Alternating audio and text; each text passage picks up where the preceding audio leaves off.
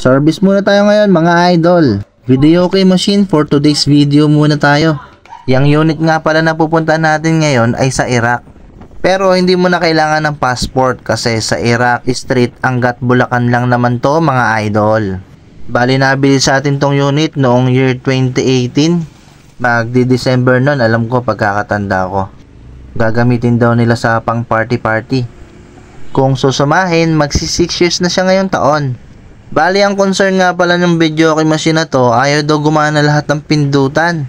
Kaya naman nagdala na ako ng battery holder, pang AA, at saka board ng PCB ng remote.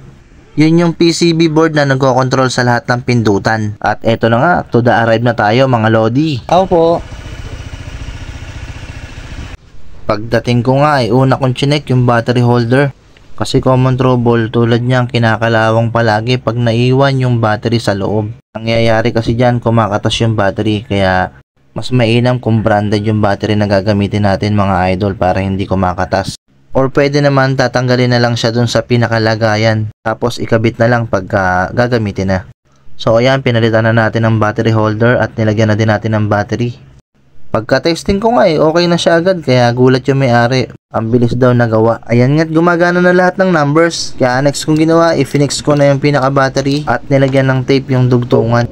1, 2, 3, 4, 5, 6, 7, 8, 9, 0. Okay na.